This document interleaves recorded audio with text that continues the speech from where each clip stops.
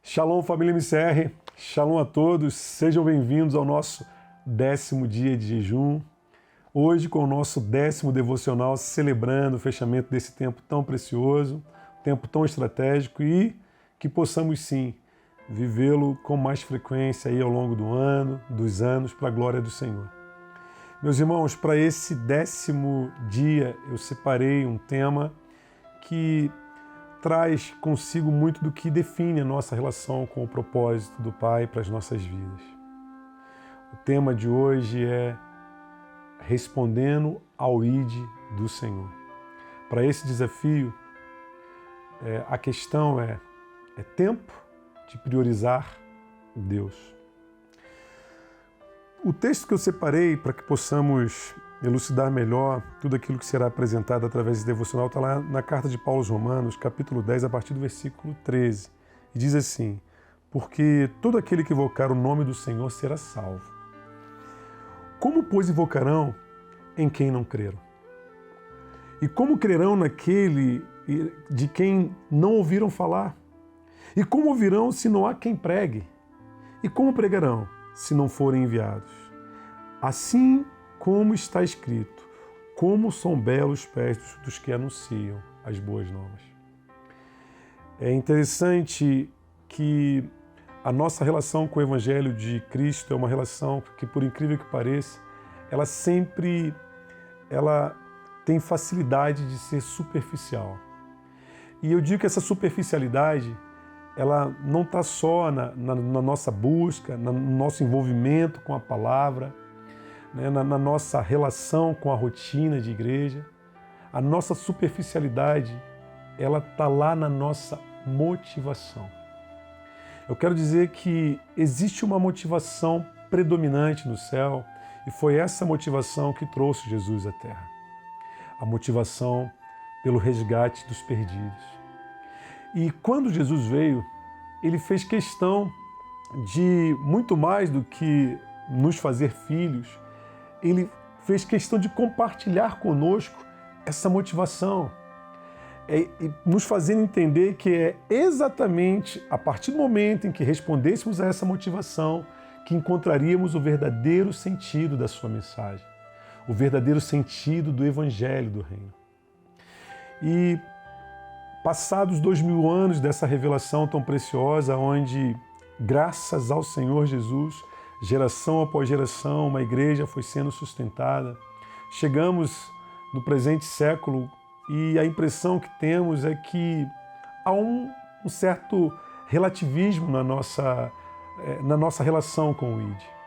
Há uma certa contextualização onde a gente se preocupa muito em acreditar que isso de ganhar almas, de clamar pelos perdidos, de realmente se responsabilizar por uma resposta de sim ao chamado do Senhor em direção às nações, aos povos perdidos.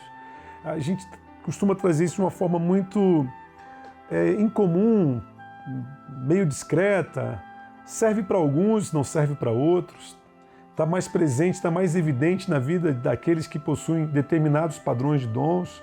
Para outros, o segredo é um testemunho mais subliminar, onde dia a dia você vai se permitindo viver coisas em Deus e conquistando, angariando benefícios, bênçãos, vitórias, conquistas. E aí, quem estiver mais perto ali, pode ser que se converta, olhando para aquilo que você está almejando, está conquistando, está conseguindo. E aí fica aquela história de: olha, Deus tem mais. E, por incrível que pareça, é exatamente essa perspectiva, essa postura que alimentou teologias como, por exemplo, a famosa teologia da prosperidade, onde acreditamos que tudo se resume a um Deus disposto a nos dar coisas boas. Não, definitivamente, o Evangelho, ele foge bastante desse um Deus que quer nos dar o tempo todo coisas boas. O Evangelho é de um Deus disposto a pagar com a sua própria vida o preço necessário para resgatar os perdidos. O resgate do perdido, daquele que está preso hoje, fadado ao inferno. Isso sempre foi prioridade para Deus. E priorizar Deus significa priorizar o que Ele prioriza. E eu tenho um chamado para você como igreja, como família. Vamos aprender a priorizá-lo. Não quero transformar esse devocional num apontamento de culpas, num levantamento de consciência para que você termine com a consciência pesada, pensando, poxa, e agora? Não, pelo contrário, quero estimulá-lo. Precisamos requerer essa prioridade nas nossas vidas. Não é errado você querer coisas boas, não é errado você buscar alvos relevantes, não tem nada de errado você almejar grandes conquistas. O que precisa ficar claro para você e para todos nós é que o resultado final de tudo isso precisa sim ser almas, precisa sim ser um resgate oportuno, um resgate apaixonado, intenso de pessoas ou de uma geração que entendeu o seu chamado em Deus, que entendeu o maior testemunho que nos foi dado através de Cristo, aquele que nos amou a ponto de se entregar por nós naquela cruz, morrendo de forma tão miserável. Há um chamado de Deus para nós e que esse chamado comece a arder no seu coração. Eu não quero substituir seus alvos, mas eu quero aperfeiçoá-los. Esse é o propósito. E esse é um tempo de aperfeiçoamento, sim. Aprenda a olhar para aquilo que você almeja, aquilo que te dá paz, que te dá satisfação e que você, de forma tão sacrificial, busca e aprenda a encontrar sentido em Deus para que aquilo se reflita num padrão de testemunho que alcance pessoas. E se o que você tem colocado diante de Deus não te dá essa condição, pese esses alvos, coloque diante do Senhor e fale, Senhor, me ensina a querer o que o Senhor quer, porque o que Deus quer, entenda isso, meu querido, muito mais do que uma vida de satisfação para você, debaixo de uma rotina onde está tudo dando certo. Deus quer que você seja, sim, alguém totalmente interessado por almas, alguém totalmente disposto a se sacrificar a favor de almas, porque esse é o evangelho do reino. E é esse chamado, é com esse chamado que eu termino o nosso tempo de jejum.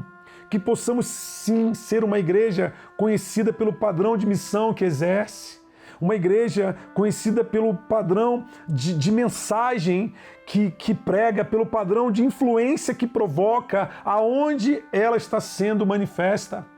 E que essa mensagem aponte sim para corações totalmente dedicados ao Senhor, querendo almas, clamando por almas, sofrendo o desespero, o sofrimento daquele que não conhece a Cristo, e que isso sim seja o grande combustível que nos alimente perante cada alvo, cada objetivo, cada propósito, cada experiência que passamos a viver nessa terra. E se formos fiéis a isso, tenha certeza, estaremos conhecendo bastante do que significa servir a Jesus. Que Deus os abençoe. Quero mais uma vez felicitá-los por essa experiência, por esse tempo. Para alguns é a primeira vez que se propõe a um propósito um pouco mais demorado, mas que sim, vejamos a glória do Senhor sobre nós. Vou ficando por aqui. Shalom.